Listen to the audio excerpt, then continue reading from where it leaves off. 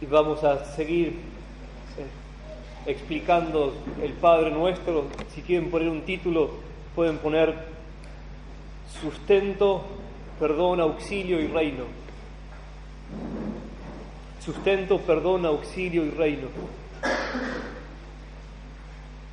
Y vamos a continuar en Lucas capítulo 11 y vamos a continuar a partir del versículo 3. Aconteció que estaba Jesús orando en un lugar y cuando terminó uno de sus discípulos le dijo: Señor, enséñanos a orar, como también Juan enseñó a sus discípulos. Y les dijo: cuando oréis, decid: Padre nuestro que estás en los cielos, santificado sea tu nombre, venga tu reino, hágase tu voluntad, como en el cielo, así también en la tierra. El pan nuestro de cada día, dánoslo hoy. Y perdónanos nuestros pecados, porque también nosotros perdonamos a todos los que nos deben. Y no nos metas en tentación, mas líbranos del mal. Señor, gracias por todo lo que nos permitiste orar hasta ahora y compartir juntos. Señor, seguimos insistiendo, rogándote por la unidad de tu iglesia.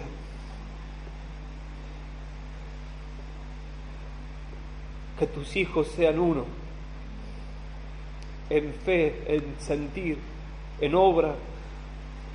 Señor, danos la reforma necesaria para que la unidad pueda darse. Danos la reforma necesaria. Te pedimos, Señor, otra vez que levantes misioneros a cualquier precio, a cualquier costo. Señor, danos hombres y mujeres aptos para toda buena obra, llenos de celo por la reputación de tu nombre, llenos de una compasión entrañable por quienes no te conocen.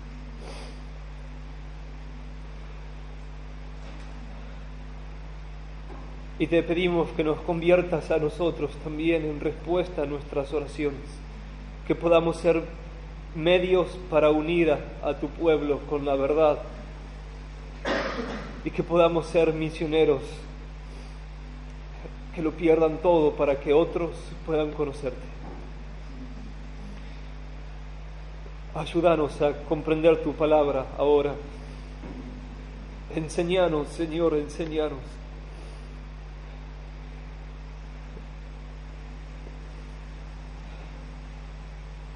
Que así sea.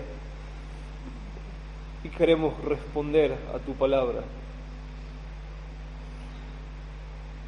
Amén.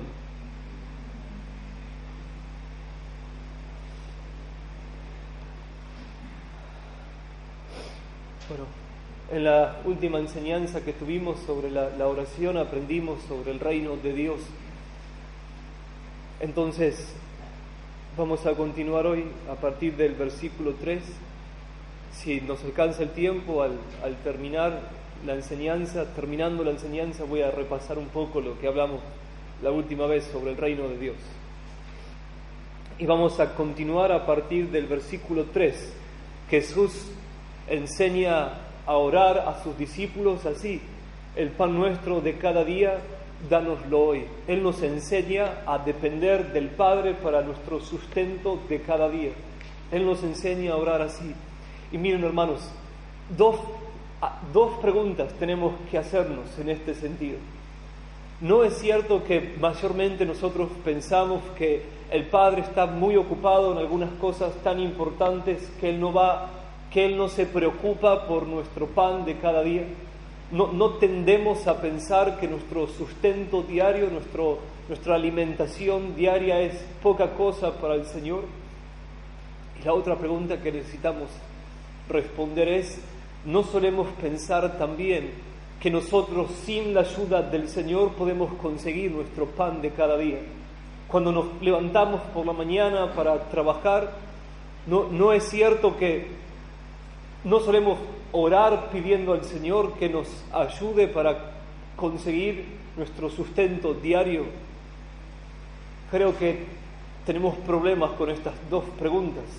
creo que sí tendemos a pensar que Él no está preocupado por nuestro sustento diario. Y la evidencia, hermanos, de nuestra conciencia es que no solemos orar normalmente, a diario, como Jesús supone que vamos a orar, por el pan de cada día. No solemos orar cada día por el sustento del Señor. Y mayormente tampoco solemos dar gracias por el sostén de cada día. O si damos gracias, muchas veces lo hacemos tan mecánicamente. Entonces,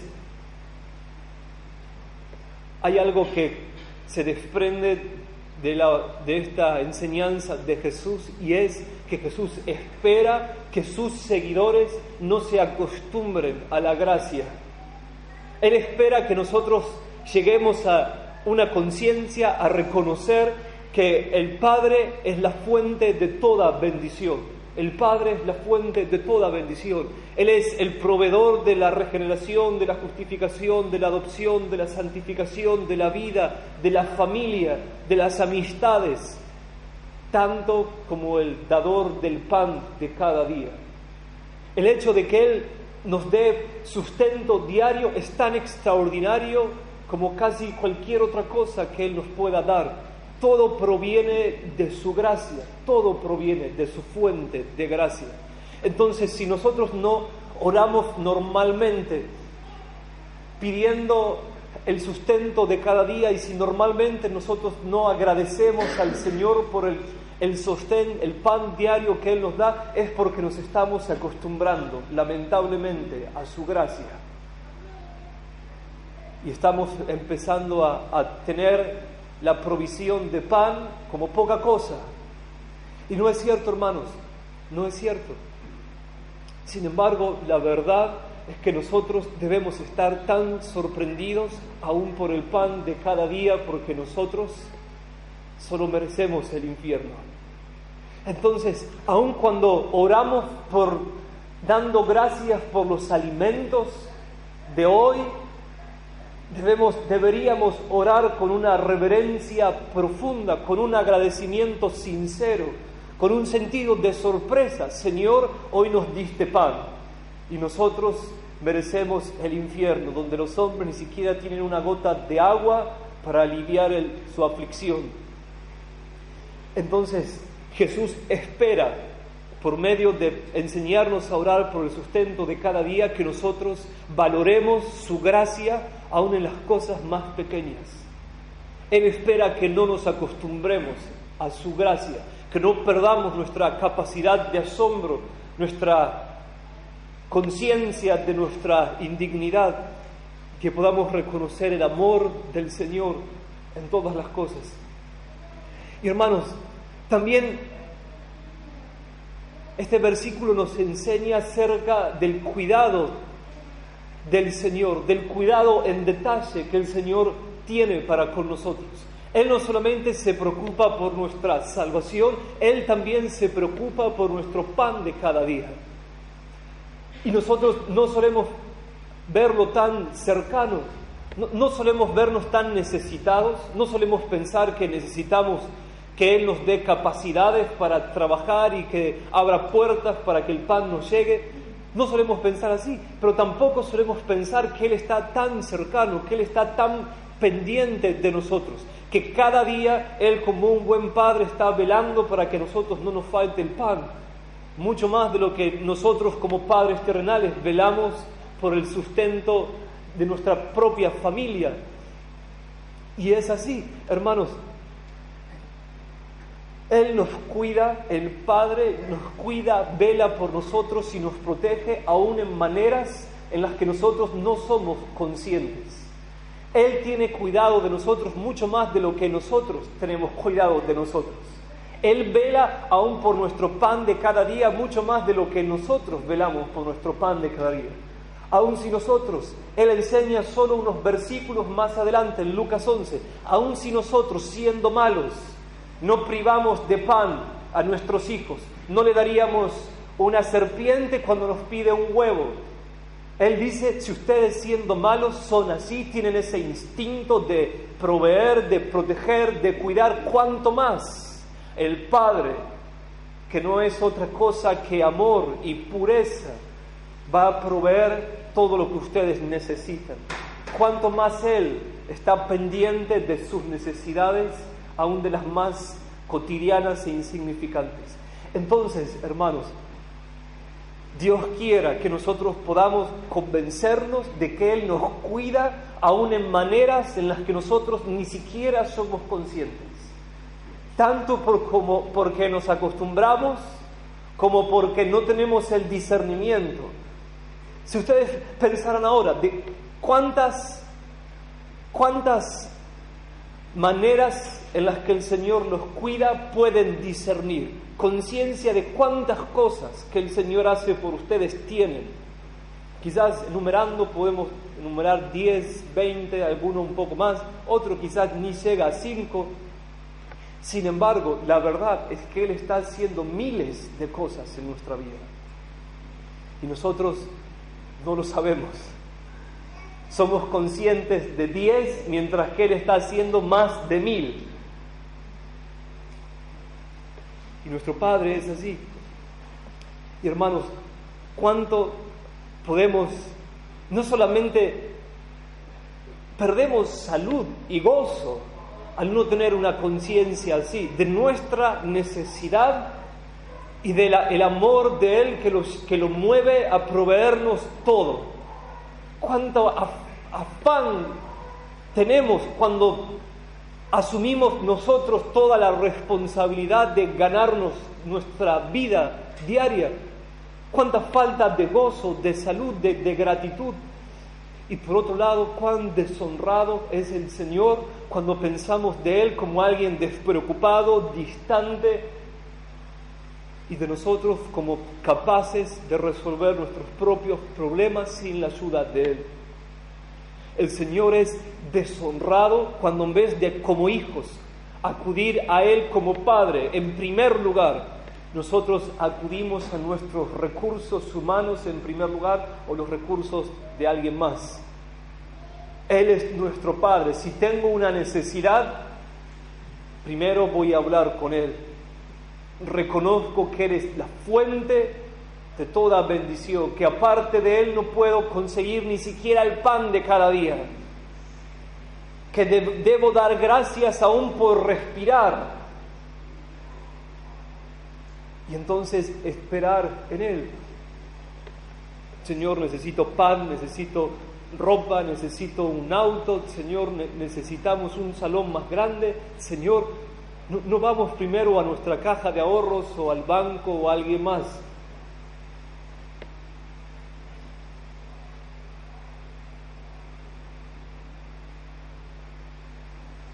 Ese era el primer punto principal.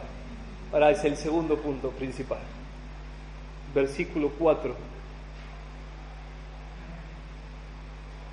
Y perdónanos nuestros pecados, porque también nosotros perdonamos a todos los que nos deben. Y no nos metas en tentación, mas líbranos del mal.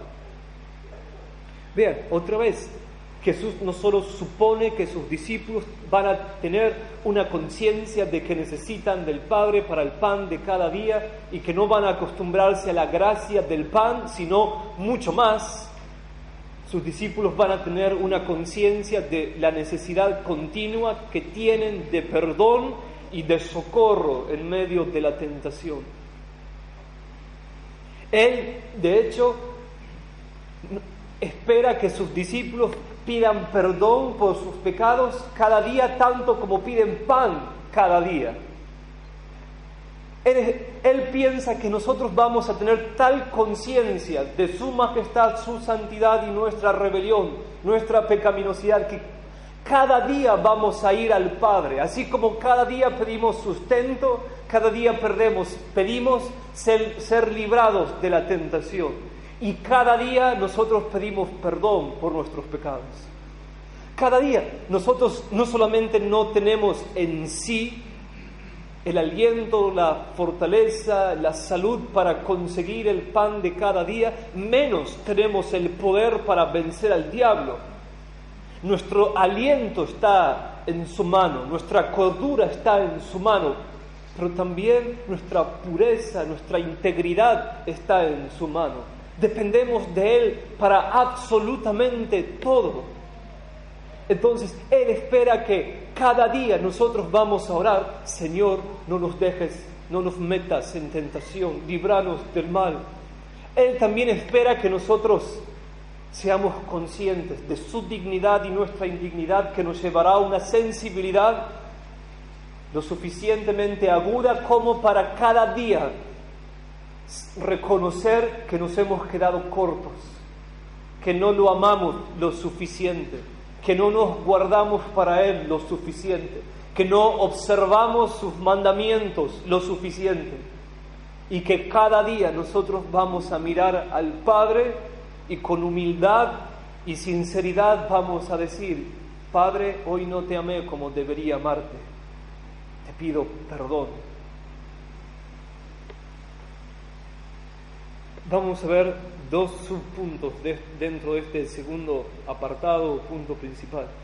En primer lugar, hay una diferencia entre el perdón inicial y el perdón continuo. Hay una diferencia entre el perdón inicial y el perdón continuo. El perdón continuo es el perdón de cada día, tal como lo vemos en el versículo 4. Cotidianamente nosotros pedimos perdón por nuestros pecados. Ahora, en el perdón inicial ocurre cuando recién por primera vez nosotros nos reconciliamos con el Padre. Hasta el momento no éramos nada más que enemigos de Él, y su ira estaba sobre nosotros, pero un día Él nos convenció de nuestros pecados. Fuimos compungidos desde lo más íntimo, profundo de nuestro ser, y pedimos perdón al Señor por haber vivido una vida de rebeldía y desobediencia y habernos dedicado y perfeccionado al arte de quebrantar cada uno de sus mandamientos. Y entonces llegamos a amarlo, a creer que Él nos amó incondicionalmente y murió por nosotros en la cruz. Y nos reconciliamos con Él. Fuimos a Cristo desprovistos de toda jactancia, soberbia, pretensión de méritos o bondad alguna, solamente con la esperanza de que Él en su misericordia nos acepte, y Él nos aceptó. Y cuando nos aceptó, así nos aceptó de una vez y para siempre. Fue un perdón inicial de una vez por todas. Él nos aceptó para nunca más expulsarnos de su casa. Como el hijo pródigo, nosotros llegamos a Él corriendo después de haber malgastado todos nuestros bienes, la herencia de Él, en vanidades y perversión y lascivia y un montón de cosas, y Él nos recibe, nos abraza, nos besó. Entramos en su casa para nunca más salir, aceptados, bienvenidos, amados de una vez y para siempre. Hablaba con una hermana en estos días y le daba una ilustración tan mala. Le decía: cuando alguien llega al Señor es como una mafia, entras y nadie te va a dejar salir. El Señor no te va a dejar salir. Y es así. Estamos en casa de una vez por todas. Él nos perdonó, hay paz, ya nunca Él va a venir con ira o como juez sobre nosotros. Perdón de una vez y para siempre. Aceptación perpetua. Eso es, así ocurrió en el día que nosotros nos acercamos a Él por primera vez. De hecho, nosotros conocemos las promesas del nuevo pacto, como en Isaías capítulo 54, donde Él dice: los montes van a conmoverse, van a deshacerse los collados, pero mi amor por ti nunca se quebrantará, nunca se apartará. El pacto de mi paz no va a ser quebrantado. No voy a reñirte, no voy a venir con ira. Esa es su promesa. Pero entonces, ¿qué significa? Que todavía tenemos que pedir perdón por nuestros pecados de cada día. Significa que nos reconciliamos con Él, pero después nos peleamos con Él y necesitamos reconciliarnos otra vez con Él. Somos salvos, después no somos salvos, estamos en casa, después estamos fuera, después volvemos otra vez. Vivimos en un ciclo de entrar y salir de la casa como el hijo pródigo cada día. ¿O cómo es? ¿Cómo armonizamos la idea bíblica del perdón inicial de una vez por todas y la idea bíblica del perdón como una necesidad continua?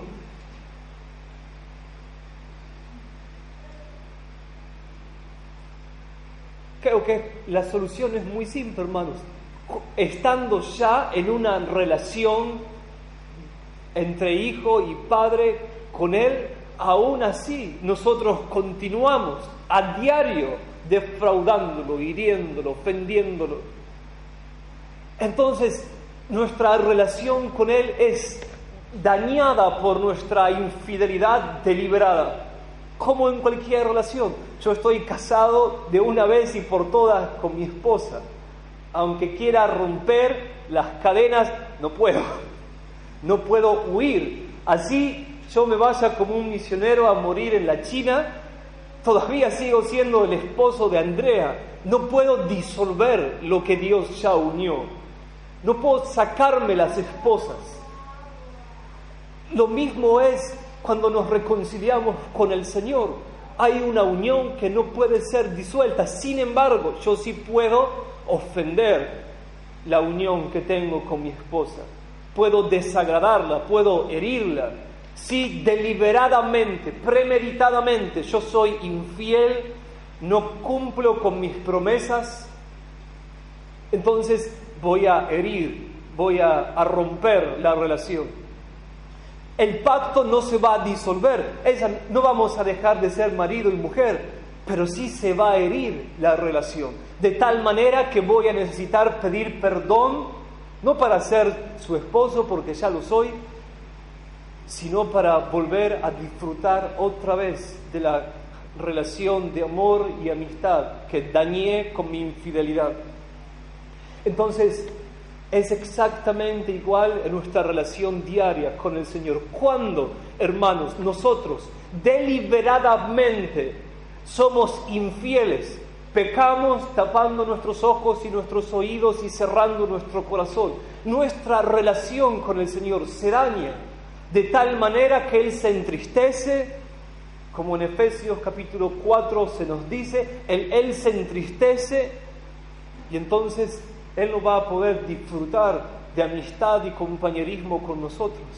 Necesitamos ahora pedir perdón, humillarnos, restituir el daño que hicimos.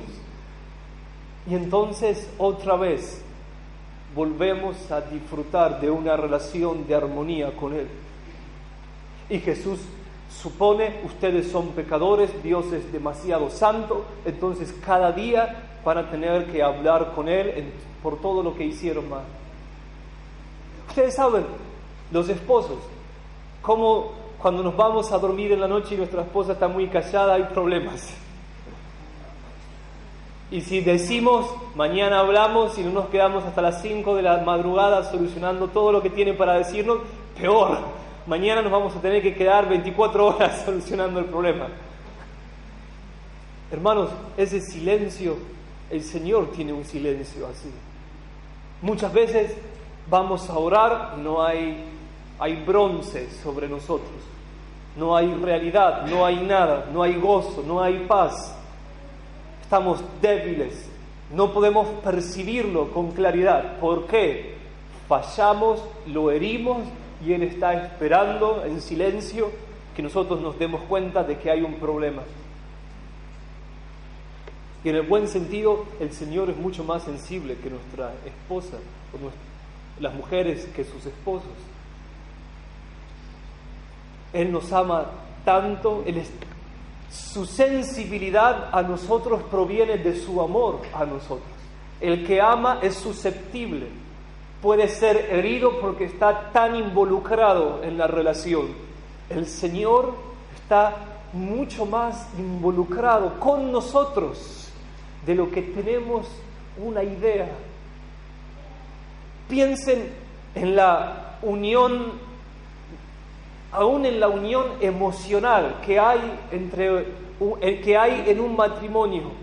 tanto que todo lo que le pasa a uno le pasa al otro, porque llegaron a ser una sola carne.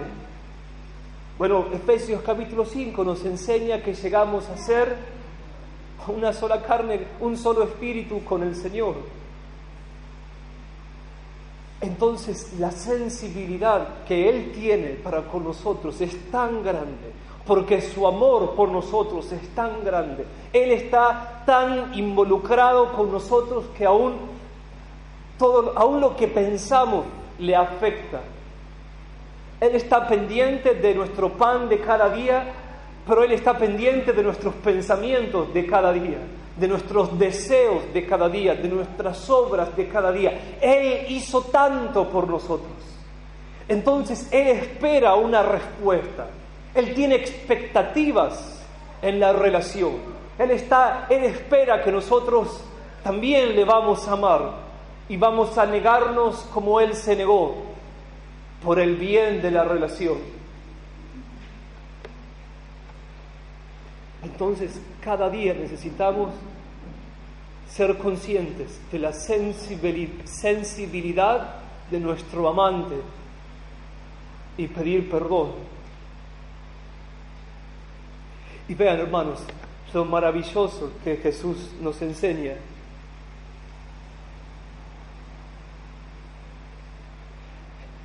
Nosotros nos acercamos a Dios ahora no como simples criaturas, sino como hijos ya justificados.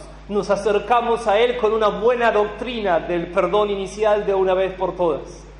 Así es como nosotros nos acercamos a Él, sabiendo, convencidos, persuadidos de que, a pesar de nuestra infidelidad, ya fuimos aceptados de una vez y para siempre.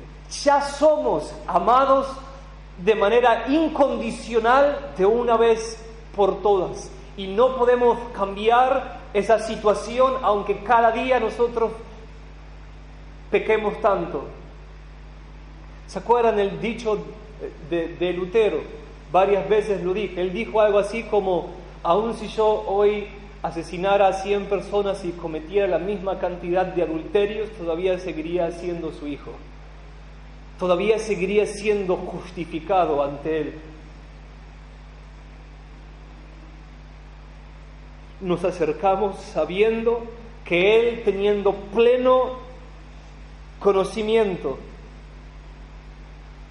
de todos nuestros pecados, aún así Él estuvo dispuesto a darse por nosotros, a sustituirnos en la cruz. De tal manera, hermanos, que nosotros tenemos que saber, aunque Él tiene expectativas con nosotros, cuando nos acercamos a Él, Él no está asustado.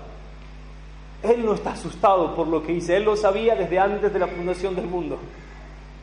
Toda nuestra vida estaba escrita, abierta ante Él como un libro. De tal manera que cuando digo: Padre, hoy que fallé, Él ya lo sabía. Y yo sé que Él, sabiéndolo, estuvo dispuesto a aceptarme. Me aceptó por lo que soy, con un conocimiento perfecto aún de los pecados que no soy capaz de reconocer. Entonces, Él no está asustado, pero nosotros sí tenemos que estar asustados. Por su amor, por su gracia, por su disposición a perdonar millones de pecados una y otra vez.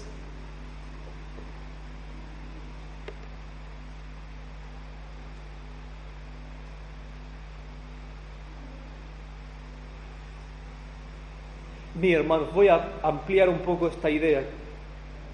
Es necesario corregir tantas percepciones legalistas que nosotros tenemos de Dios. Una vez voy a recordarlo, creo que es bueno recordarlo. ¿Cuál es la verdadera psicología en nuestra relación con Dios después de pecar? Esta fue la pregunta que me trastornó por años, que consumió todas mis emociones, pensamientos, toda mi energía. Pequé, ¿y ahora qué? Fallé, ¿y ahora cómo sigo? Hice plenamente consciente el mal pero sabiendo que es el mal, conociendo el bien. Fallé, escuché su voz y tapé mis oídos. Vi su sangre y la pisé. ¿Cómo reacciono ahora? ¿Cómo reacciona Dios ahora? ¿Cómo debo dirigirme a Él? ¿Qué debo pensar? ¿Qué cambió? ¿Qué no cambió en nuestra relación? Y miren, hermanos, lo que cambia es que ofendemos esa relación. Como dije recién, se rompe temporalmente, hay un daño. No se disuelve nuestro vínculo con Él, no perdemos nuestra aceptación, pero sí Él está ofendido y tenemos que reconciliarnos con Él. Pero piensen esto, cuando nosotros pecamos, no estamos abriendo una nueva deuda ante su ley, la cual no vamos a ser capaces de restituir. Y algunos hasta piensan que son capaces de restituir. Pequé y ahora tengo que lograr cierta cantidad de buenas obras y cierto nivel de arrepentimiento y cierto grado de pureza para que entonces ahora Él me reciba. Hay muchos que piensan así. Los que conocen un poco más la Biblia saben, aún por el más pequeño de mis pecados, yo debería pagar ni más ni menos que una eternidad de eterno sufrimiento. Entonces, cuando pecamos nosotros no abrimos una deuda ante Él, la cual no podemos pagar, sino más bien descubrimos una deuda que ya en el pasado fue saldada por el Señor Jesús cuando murió en nuestro lugar en la cruz. Esa es la correcta psicología de lo que está pasando. Descubrimos una deuda que ya fue saldada, solucionada en el pasado.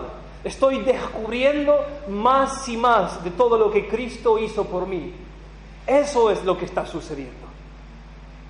Estoy llegando a conocer más del amor que cubrió multitud de pecados.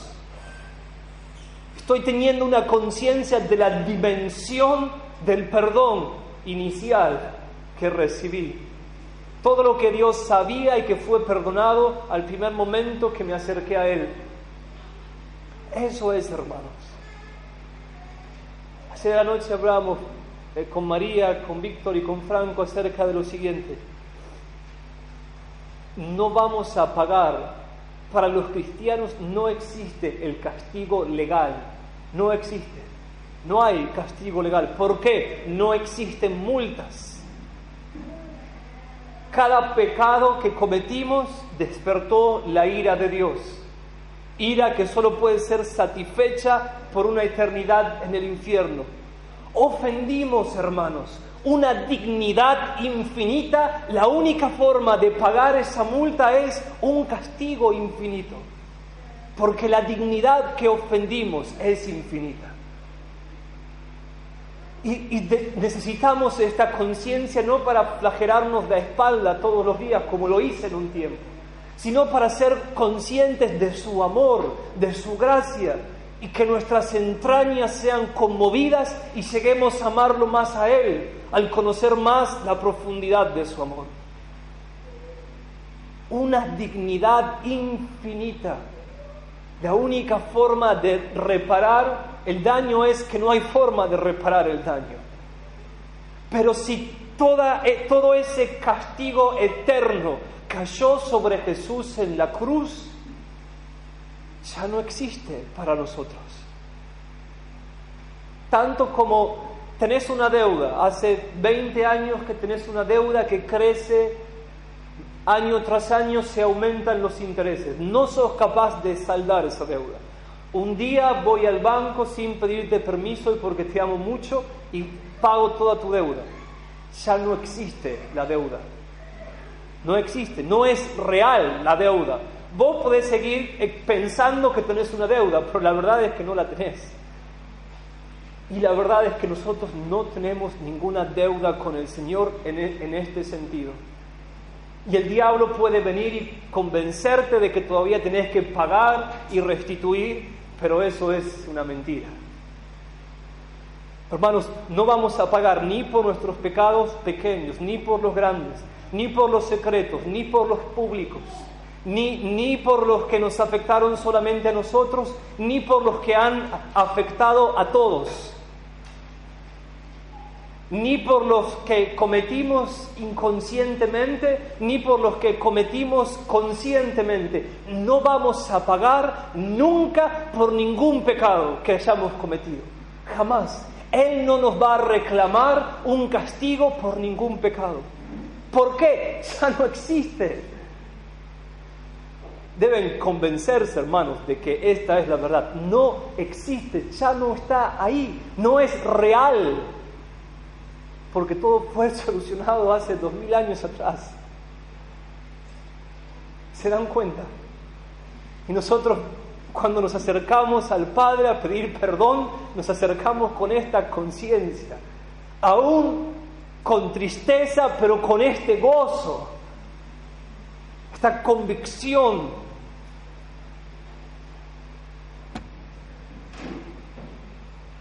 Si Dios nos castigara, es más, Dios sería injusto. Si Él viniera contra nosotros y nos reclamara que paguemos por un pecado, Él sería injusto, y Jesús, como un buen abogado, va a salir y va a decir: Padre, no puedes hacer eso, porque yo ya pagué por los pecados de este. Y el Padre nunca va a hacer eso, porque el Padre dio a Jesús por nosotros para morir en nuestro lugar. ¿Se dan cuenta cómo es? Y algunos piensan: bueno, Jesús es mi abogado, que me defienda del Padre. Cuando es el Jesús que viene y dice: de tal manera amó el Padre al mundo, que dio a su Hijo, sea a mí, para que ustedes sean perdonados.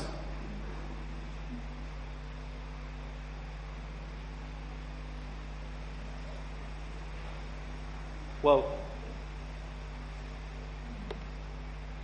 Pero hay otros que piensan de alguna forma que el carácter del Padre es un carácter mutable, inestable, inconsistente, como si Él fuese un hombre. Algunos piensan: muy bien, me convence lo que estás diciendo, lo entiendo. Si Él ya castigó a Jesús por mí, sería injusto que todavía me castigue por los pecados que Jesús ya pagó. Tanto como para el banco sería injusto pedirme que salde una deuda que ya un amigo saldó. Sería injusticia, no lo va a hacer. Pero aún así, y algunos hoy se van a acercar a Dios por la noche con una confianza de que el Padre los ama y los acepta. Pero quizás mañana esa misma persona se va a acercar a Dios pensando que lo va a matar, o que lo va a recibir con desprecio, como si fuese un desconocido no deseado. De alguna manera están pensando que el Padre tiene un carácter cambiante, mutable, inestable. Vean lo que estamos pensando. Si ustedes tienen buenos padres o son buenos padres, vamos a suponer, se acercan a su papá, van a mostrarles un dibujo que hicieron o algo así. Ustedes no están acercándose a él con temor, ustedes van con confianza a él, van con confianza. Mi papá no me va a pegar porque le estoy mostrando un dibujo, mi papá me ama. Es más, casi nadie me ama como mi papá. Puedo confiar en mi papá. Yo sé que él es para mí, Él vive para mí. ¿Cómo Él me va a pegar por mostrar un dibujo? Ahora, pero aunque nosotros vamos a pedir perdón al Señor y no vamos a mostrar un dibujo, ¿pero por qué pensamos que Él nos va a pegar? ¿Les pasa o no les pasa? Ahora, si tu papá es tan malo, que es tan inestable en su carácter, que un día vas con un dibujo y Él te abraza, y otro día vas con un dibujo y Él te pega un cachetazo. Un padre no solo inestable, sino injusto, abusivo. Pero ¿por qué entonces a veces pensás que Dios es abusivo? ¿Se dan cuenta?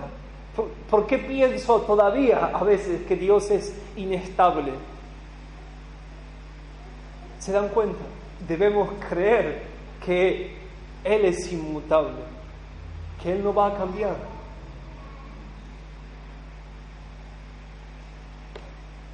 Podemos dudar aún del Padre terrenal más bueno, pero jamás deberíamos dudar del carácter y la integridad y las promesas de amor de nuestro Padre. Jamás deberíamos dudar. Segundo lugar, el segundo subpunto, la condición para ser perdonados. La condición para ser perdonados. Y perdónanos nuestros pecados, porque también nosotros perdonamos a todos los que nos deben. Ahora, ¿por qué hay una condición? Él dice, yo los perdono si ustedes perdonan. Eso es lo que dice el texto. Hay algunos que, por toda la confusión entre la idea del perdón inicial y el perdón continuo, tratan de darle vueltas a este texto, pero es lo que dice ahí. Yo les perdono si la condición es, estás perdonando a otros. ¿Pero por qué? Es muy simple la solución. El perdonar a otros es la evidencia de nuestro arrepentimiento, de nuestros pecados para con Dios. Eso es.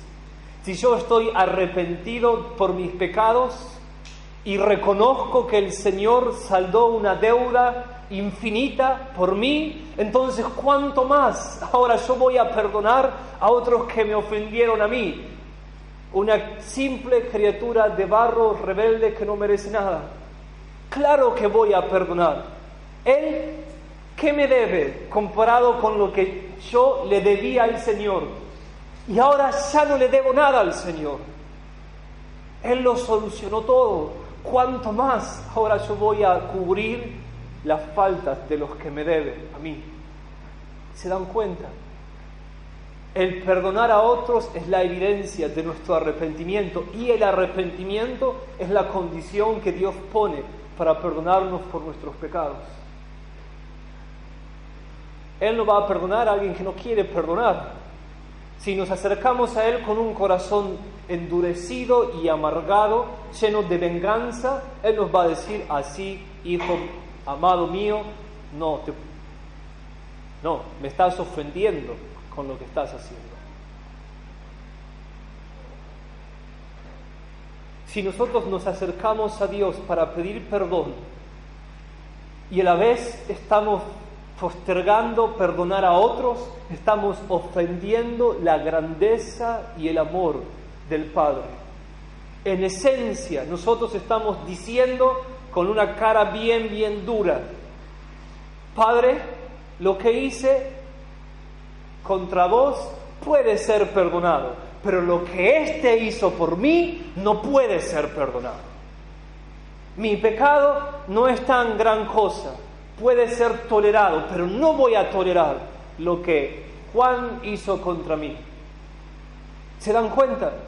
Estamos diciendo,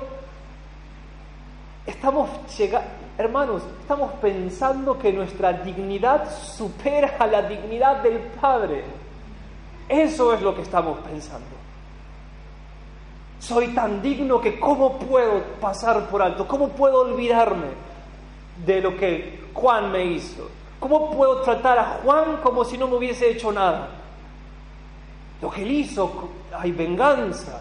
Soy tan digno, ¿cómo me defraudó? Yo no me lo merezco. Y el Padre te mira y te dice: ¿ah, sí? Te estás olvidando del Evangelio. ¿Se dan cuenta lo terrible que es? Y el Padre dice: ¿y si hago lo mismo que vos estás haciendo?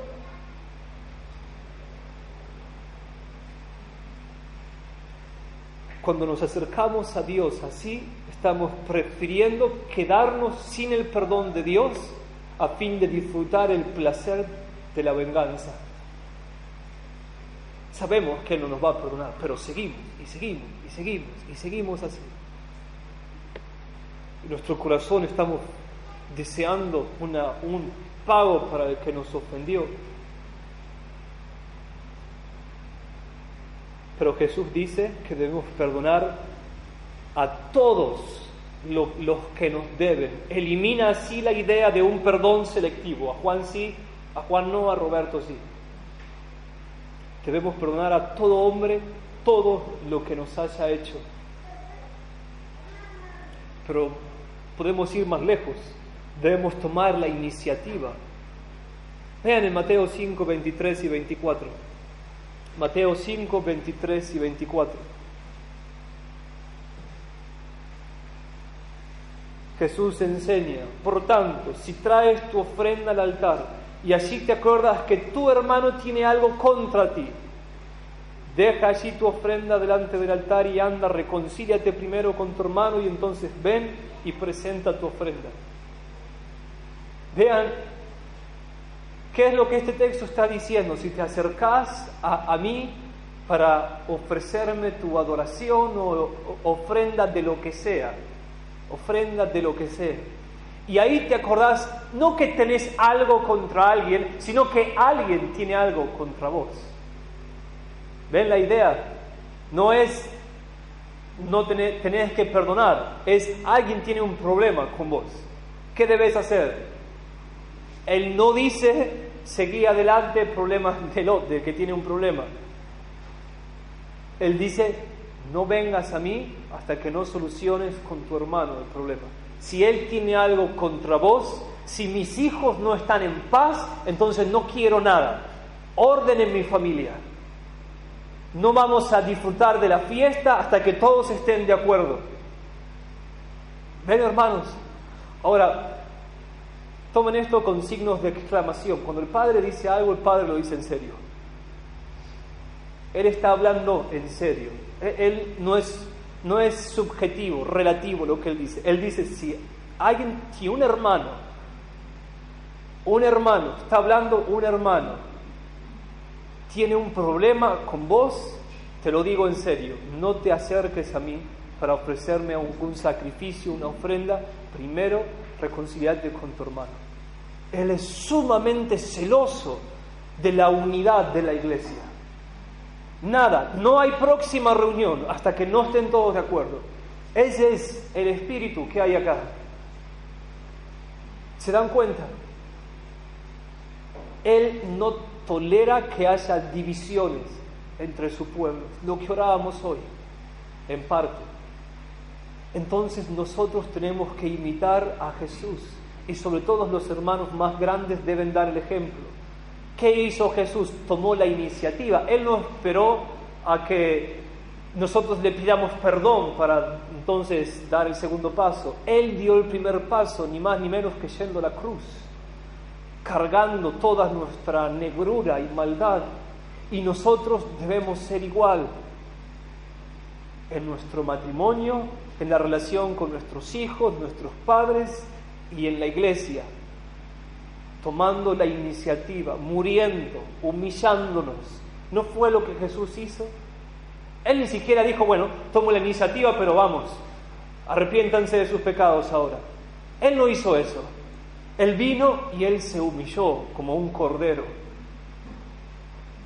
Y Él no nos dijo, tenés un problema conmigo, pero estás mal. No solamente Él dijo eso, Él nos amó y con amor nos convenció de nuestros pecados. ¿Cómo pude haberle hecho algo a Él que me ama así? ¿Se dan cuenta? Vean en 1 de Pedro 3:7, rápidamente. 1 de Pedro 3:7. Es el mismo principio, pero aplicado al matrimonio. Vean lo que va a decir. Vosotros, maridos, igualmente vivid con ellas sabiamente. Ellas son sus esposas, dando honor a la mujer como a vaso más frágil y como a coherederas de la gracia de la vida, para que vuestras oraciones no tengan estorbo. En otras palabras, Pedro dice, ni pienses que el Padre te va a atender, te va a escuchar si estás en una falta con tu esposa. Reconciliate con ella, tratala como te corresponde y entonces va a estar todo bien. Y el punto, hermanos, es, lo que hacemos contra un miembro del cuerpo de Cristo lo hacemos al Señor. Si ofendo a mi hermano, el Señor lo toma personal. Si estoy dividido con mi hermano, el Señor lo toma personal. ¿Ven cómo es?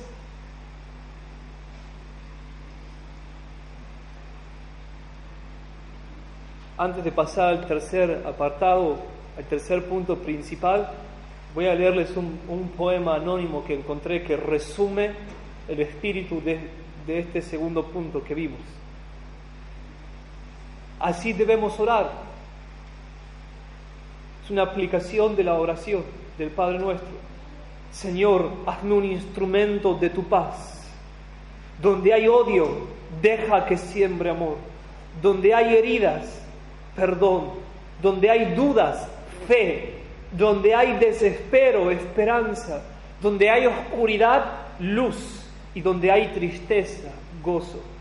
Oh Maestro Divino, concédeme que no busque tanto ser consolado como consolar, ser comprendido como comprender, ser amado como amar, porque es al dar que recibimos, es al perdonar cuando somos perdonados y es al morir cuando resucitamos a la vida eterna. Ese es el espíritu, hermanos, de la oración. Tercer y último punto. Vamos a volver al versículo 2 de Lucas 11 ahora y a retomar un aspecto que nos quedó pendiente de la última enseñanza sobre el reino de Dios. Jesús nos enseña a orar: venga tu reino, hágase tu voluntad, como en el cielo, así también en la tierra. Entonces, en la última enseñanza vimos que el reino de Dios viene en etapas y que la manifestación presente del reino de Dios, la manifestación actual, puede ser definida así: el reino de Dios como el gobierno moral de Dios, conformado por todas aquellas criaturas que voluntariamente se someten a su autoridad y voluntad. Pero entonces dijimos que el reino de Dios viene en etapas. Y voy a explicar un poco más eso. Vimos tres expresiones del reino de Dios. El reino de Dios como una expresión de la soberanía de Dios, y en ese sentido el universo entero está dentro del reino de Dios. Él es el Rey de Reyes, el Señor de Señores, el único soberano. En otro sentido vimos el reino de Dios como la expresión del gobierno moral de Dios, lo que definí recién. Pero también dijimos que la última etapa del reino de Dios es la consumación, la instauración, cuando el reino de Dios finalmente sea establecido por fuerza sobre toda criatura. Va a ser cuando Él someta con su poder, con autoridad, a toda rodilla bajo la autoridad de Jesús. Y entonces, miren, vamos a verlo un poco más. Cuando oramos, esto lo vimos la semana pasada, pidiendo al Señor, venga a tu reino, estamos orando, según aprendimos, para que el Espíritu Santo, con poder, cambie el corazón de los hombres para que se sometan al Rey. Estamos orando por eso, para que el gobierno moral de Dios abarque a más y más hombres. Y eso sucede cuando el Espíritu Santo los cambia y los atrae hacia Jesús. Y Él cambia el corazón, la naturaleza del hombre, para que el hombre voluntariamente ahora quiera someterse a Jesús. Pero también,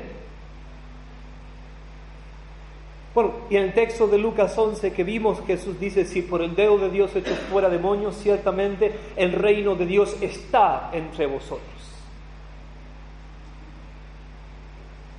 Pero también hay textos que nos enseñan que el reino de Dios va a venir y que no solamente estamos en el reino de Dios, sino que en otro sentido vamos a entrar al reino de Dios.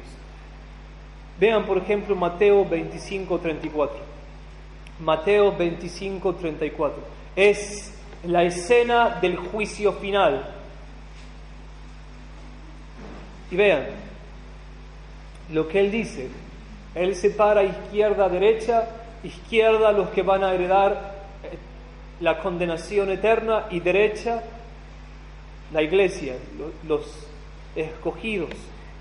El rey dirá a los de su derecha: venid, benditos de mi Padre, heredad el reino preparado para vosotros desde antes de la fundación del mundo.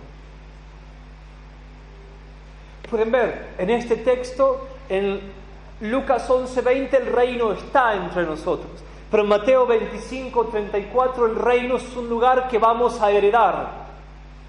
Es un lugar donde vamos a entrar, que se nos va a otorgar en un futuro. Y está hablando de la manifestación plena del reino de Dios, cuando sea establecido sobre toda la creación.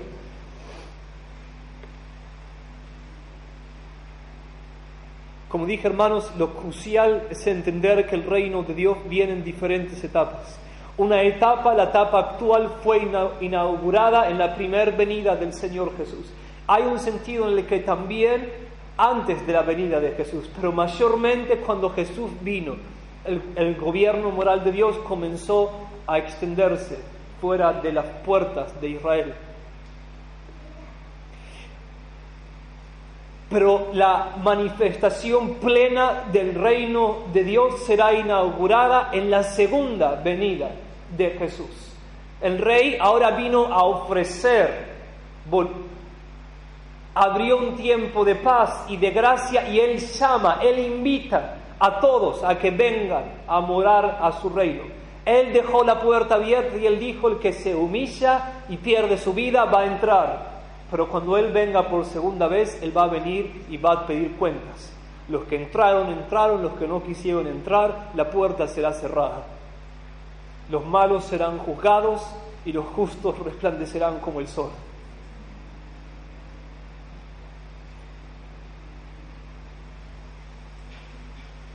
Entonces nosotros estamos orando no solo por el avance del gobierno moral de Dios, sino que estamos pidiendo, en un sentido, cuando oramos: venga tu reino, que el Señor Jesús vuelva, que Él venga por nosotros. Oramos porque el juicio final, de una vez por todas, llegue, que Él destierre toda maldad de sobre la tierra y cree cielos nuevos y tierra nuevos, donde el Rey Jesús pastoreará por siempre a aquellos que le amaron hasta lo último. El reino de Dios que vamos a heredar es una manifestación tal del gobierno moral de Dios que la expectativa de Pedro en 2 de Pedro 3:13 se va a cumplir. Nosotros esperamos, según sus promesas, cielos nuevos y tierra nueva, en los cuales mora la justicia. En otras palabras, hermanos, un lugar donde no va a quedar ni el más mínimo rastro de maldad, rebeldía, corrupción. Oramos porque el Señor aplaste al diablo y a todos sus demonios hasta que no quede uno sobre esta tierra que va a ser cambiada. Oramos por un lugar donde la siguiente oración va a ser respondida. Lucas 11:2: hágase tu voluntad, como en los cielos, así también en la tierra. Una tierra nueva donde todos sus habitantes van a obedecerle de manera perfecta, como ahora está sucediendo en el cielo.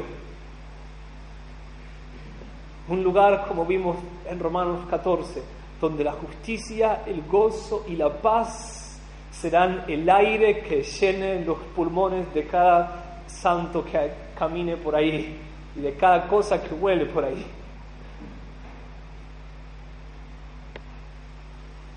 Estamos orando para que el Señor Jesús venga a tomar a su novia, se case con ella, meta en la cárcel para siempre a los malos que están tratando de arruinar nuestro noviazgo con Él, y vivamos para siempre felices.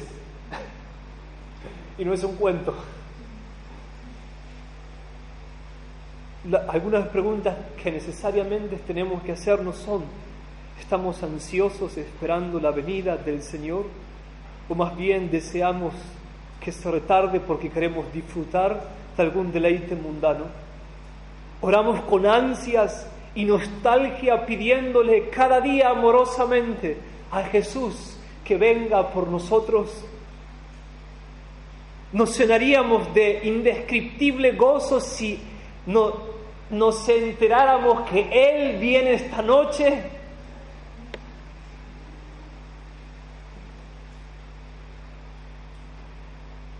Y lo bueno, hermanos, es que mientras tanto, cada día el reino de Dios avanza.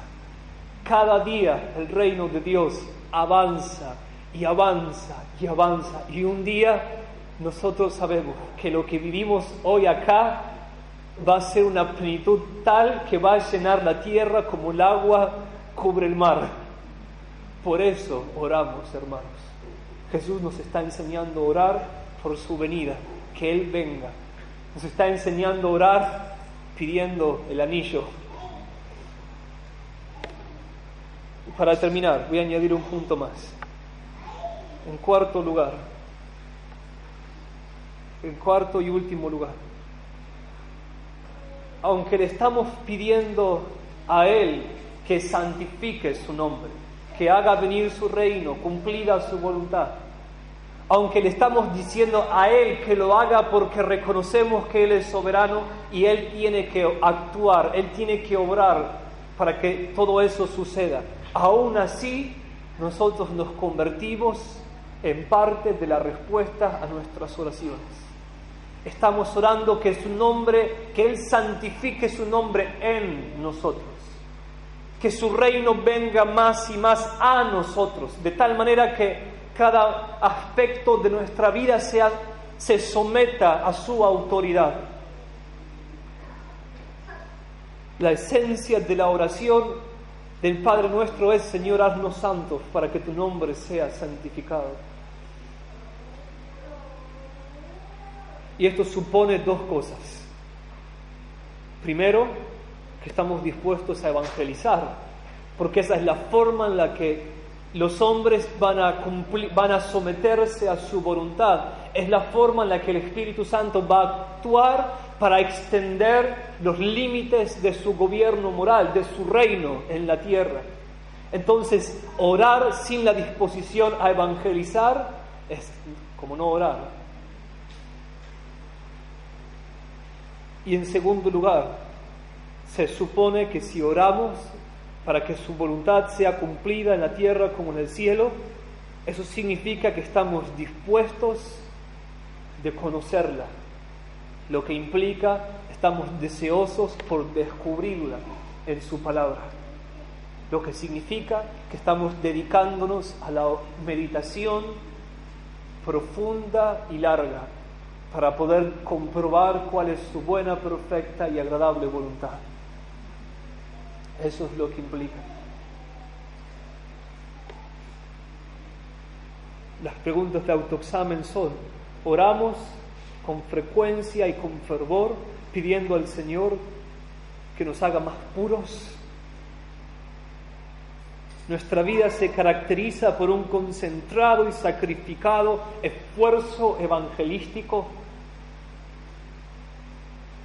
Nos negamos al ocio y aún a los placeres lícitos porque deseamos más escudriñar la voluntad de Dios en las Escrituras.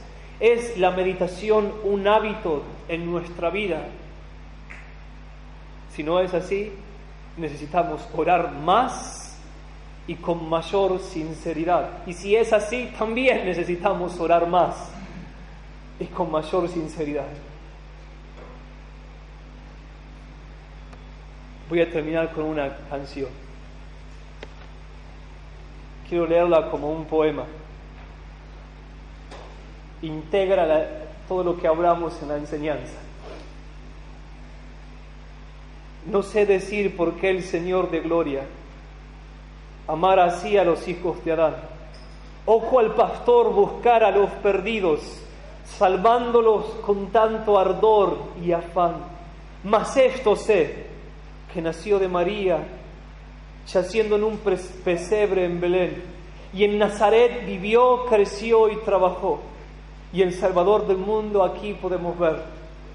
No sé decir con cuánta angustia sufrió en esta tierra llena de maldad, ni cómo se quebró su tierno corazón cuando la cruz Él hizo nuestra paz. Mas esto sé, que sana al afligido, quita el pecado y salva del temor. Da gozo al triste, alivio al trabajado, pues vive todavía del mundo el Salvador. No sé decir cómo a los pueblos todos los tomará por santa posesión, satisfaciendo todos los anhelos de su pueblo. No lo dice el poema.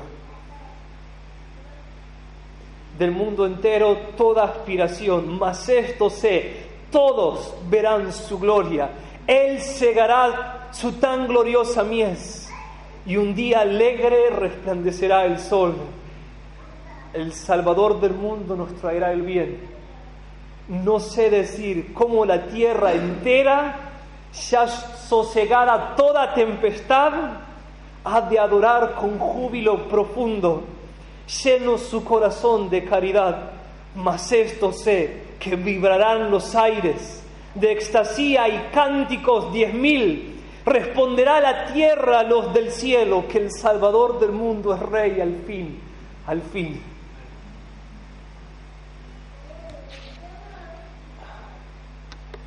Gracias, Señor.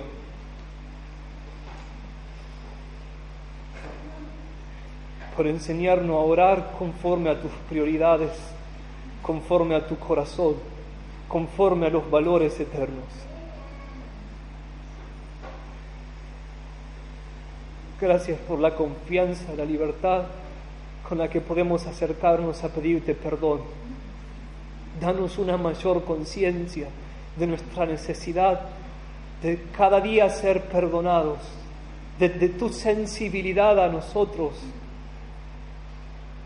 También te pedimos el sustento de hoy y de cada día, y reconocemos que no hemos sido fieles en depender de tu ayuda para nuestro sustento.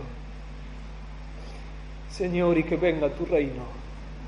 Oh, que veamos en este país una manifestación poderosa de la obra del Espíritu Santo.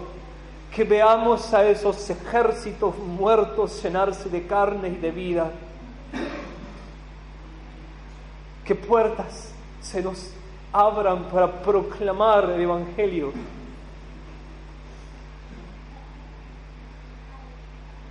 Señor, y ven, Señor. Ven a buscar a tu amada. Ven, Señor. Estamos ansiosos, esperando que vengas. Que vengas. Gemimos esperando ese nuevo hogar. Acá, Señor, no somos otra cosa que peregrinos extranjeros y hasta enemigos perseguidos. Pero un día reinaremos con vos.